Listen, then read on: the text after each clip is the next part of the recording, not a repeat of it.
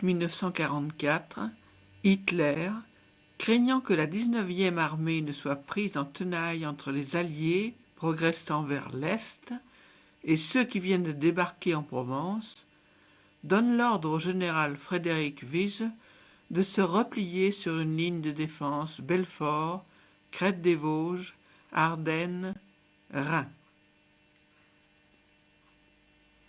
Les troupes allemandes, refluant du sud-est et utilisant la RN6, passent par Tournu et y séjournent, parfois brièvement. Dans les annales de Tournu, Charles Dard évoqua avec précision la vie de notre petite cité dans la deuxième quinzaine d'août et au début septembre 1944. Charles Dard présente une armée en fuite devant les armées franco-américaines remontant de Provence, en la comparant avec l'armée victorieuse de 1940. Dans l'après-midi, par suite d'embouteillages sur la route nationale 6, de nombreux convois allemands sont obligés de s'arrêter à Tournu et les hommes qui en font partie se répandent dans les rues où ils font d'amples provisions. Mais ce n'est plus l'armée de 1940 qui était un modèle de tenue et de discipline. Aujourd'hui, ils circulent sans ordre à travers la cité, avec des vêtements fripés et sont souvent en état d'ébriété. Certains disent même qu'ils en ont assez de la guerre, qu'Hitler devrait être pendu. Et ils ne demandent qu'à rentrer le plus tôt possible dans leur foyer. Quand on se remémore l'allégresse dont les troupes allemandes faisaient preuve en 1940, dans leur avance vers le midi de la France, et qu'on les regarde à présent remonter vers le nord, harassés, découragés, les plus incrédules sont obligés de constater qu'on se trouve en présence d'une armée accablée par les revers qu'elle a éprouvés sur tous les champs de bataille. L'alerte est grande en ville. Des soldats allemands parcourent les rues, faisant la chasse aux jeunes gens qui se sauvent et arrêtent les gendarmes d'Autrey et Courtois. Lucien Chaloyard, commerçant, 36 ans. Fernand Gauthier, manœuvre, 40 ans. Robert de Henzel, étudiant, 18 ans. Pierre Vorillon, cultivateur, 21 ans. Robert Leboeuf, cultivateur, 20 ans. André Hermann, employé de chemin de fer, 24 ans. Puis ils se rendent à l'hôtel de ville, où ils procèdent à l'arrestation de Georges Dumont, secrétaire général de mairie, Jean Faucillon, chef du district de ravitaillement, et Roger Roubaud, commis principal des contributions indirectes.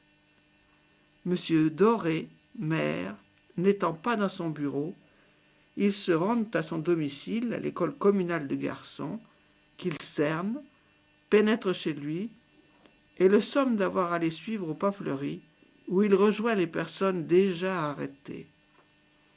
Là, nos concitoyens sont informés d'avoir à prendre place sur les ailes des voitures du convoi et que, si celui-ci est attaqué avant son arrivée à Châlons, ils seront fusillés.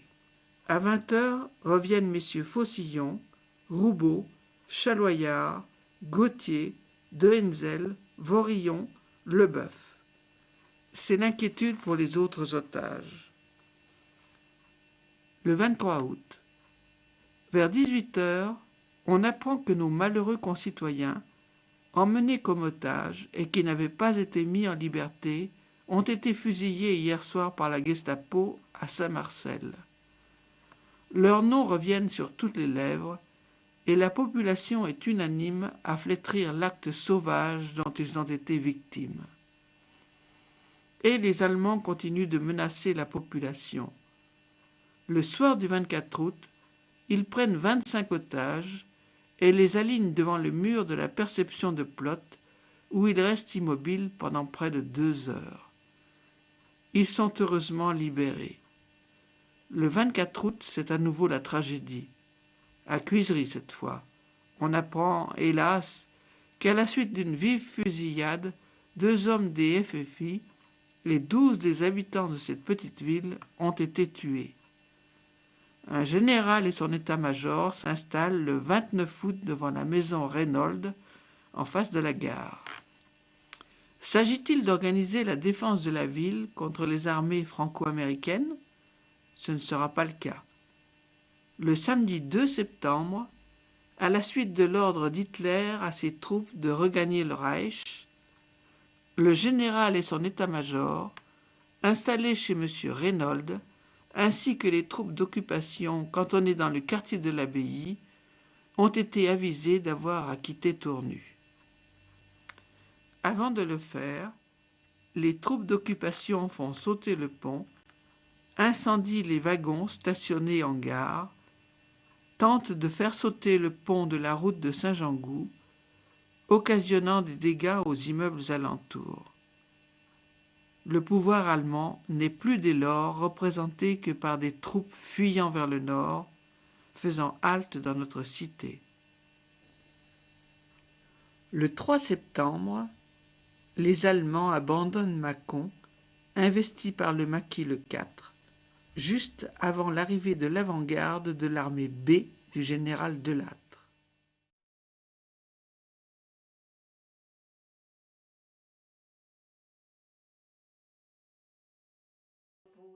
Oui, j'ai des souvenirs assez précis puisque je me rappelle que ma mère, on avait reçu des instructions qu'il fallait ouvrir toutes les ouvertures pour éviter l'effet de souffle. Et alors, quand le pont a sauté, eh bien, tous les galandages ont la maison, entre autres la fameuse chambre là, située où il y a Mr. Harry maintenant, il y avait un galandage qui venait sur le quai, il était soufflé. Et je me rappelle avec ma mère, donc on est allé sur le quai voir tomber la dernière arche. C'était partie centrale. Oui. Et je me rappelle encore que quelques jours auparavant, avec des copains, on était au pêcher, et on entendait les compresseurs qui perçaient les trous pour mettre l'explosif. Ça, je me rappelle de ça. C'est quelque chose qui marque. On devait en parler, je pense. Parce qu'avant, il était passé même quelques jours auparavant, on était toujours sur les quais, là, parce qu'on traversait dans la cour, il était passé les dragueurs de mines allemands qui remontaient depuis la Méditerranée.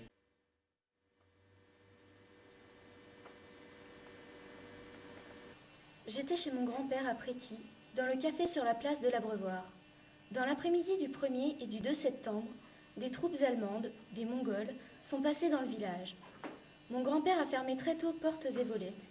Dans la soirée, d'autres troupes ont tambouriné pour se faire ouvrir. Mon grand-père s'était mis devant le foyer de la cuisinière pour que le rougeoiement ne se reflète pas au plafond. Un ordre brutal les a fait poursuivre leur route. Ils venaient de Sermoyer et se dirigeaient vers Cuisery. Dans le dimanche 3, pendant le déjeuner, entre 13 et 14 heures, une violente déflagration a ouvert la fenêtre de la cuisine, dans le dos de mon père. Il a immédiatement pensé au pont. Nous sommes partis à pied, tous les deux, et sommes allés à l'ancien château d'eau de Lacros, d'où l'on voit bien les quais de Tournu. Nous avons repéré le toit de notre maison et décidé de poursuivre notre chemin. Tout au long de la levée de Lacros, nous entendions des tirs au nord de la ville. Arrivés rive gauche, nous avons trouvé Élie Vialet, qui traversait en barque et qui nous a emmenés. Au magasin, mes deux oncles s'employaient déjà à boucher les trous, avec de grandes planches. Les vitrines étaient par terre, en morceaux, sur la place et dans la grande rue. Des lambeaux de store pendaient aux fils électriques. Les galandages étaient soufflés. Les Tournusiens furent alors privés d'eau, et nous allions en chercher avec des bouteilles et des seaux à la source du Tronfoy.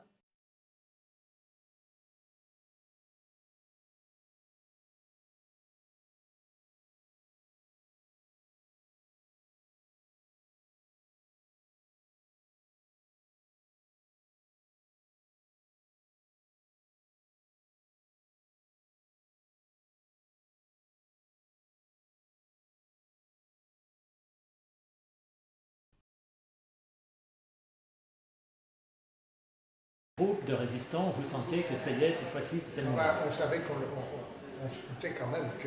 On se doutait, c'était ça, mais on ne savait pas grand-chose. On savait rien, parce qu'il faut dire que les moyens de communication n'étaient pas les mêmes qu'aujourd'hui. Hein. Il n'y avait pas grand-chose. Alors, donc, mais il y avait l'espoir. C'était l'état-major, étaient au courant. Nous, on n'était pas au On courant. ne nous disait rien. Non, non, non, non. On nous dit, tiens, allez vous armer, vous préparez, on s'en va à tel endroit. Le matin du 4 septembre, il y avait un temple au coin de la Charité, parce que c'était la Charité à cette époque-là, et il y avait un temple au Parc Chanet. Et c'est là que le lieutenant m'a envoyé monter, voir Vitrier, Duché et sa femme, pour leur demander ce qu'il fallait faire. Et c'est là qu'ils m'ont dit, vous attaquez. Alors, je suis descendu pour leur dire, on attaque, et on a attaqué vers 13h, je crois. Hein. Oui, vers début d'après-midi. Quand on était dans la Manu, nous c'était midi, quand les avions ont passé sur la Nationale 6, on était avec cliqués sur le toit de la Manu, on a vu les avions piquer vers les chevaux, les hôtels, les Allemands dans les fossés, puis ça mitraillait. Hein. Ah ben, je sais pas, on était J'étais là dessous, oui. Alors, oui, parlez-nous des Allemands. Alors, il y avait toute cette masse d'Allemands qui remontaient. Oui, C'est ça. ils remontaient. À oui, pied, ils remontaient. en vélo, avec des chars. Avec tous les moyens de fortune, hein. Même des vélos de gosse. Hein. Oui, On a peine d'y croire aujourd'hui, mais des vélos de gosse, des charrettes, beaucoup de charrettes de vinyle avec ces grosses charrettes avec deux roues. Deux roues, là, oui. Deux grosses roues, là. Qu'est-ce qui s'est passé avec ces Allemands qui étaient surtournus? Eh bien, les Allemands, il y avait la maison Koss, ce qu'on appelle la maison Koss, c'est la maison où il y a les docteurs. Le là. CIMED. Le centre médical. Donc il y avait des Allemands là qui étaient cantonnés, et puis il y avait la Feldgendarmerie qui était au sauvage. Qui était au sauvage. Alors ceux-là, ils patrouillaient, quoi. Ils patrouillaient dans les communes environnantes, pas à la fin, hein, parce qu'ils n'osaient pas s'aventurer. Mais le 4 septembre, ils ont combattu, ceux-là? Non, ils ont disparu, ceux-là, on ne les a pas vus. Pour moi, ils ont dû se replier avant. Ils ont évacué Tournure? Oui, on les a pas revus, ceux-là.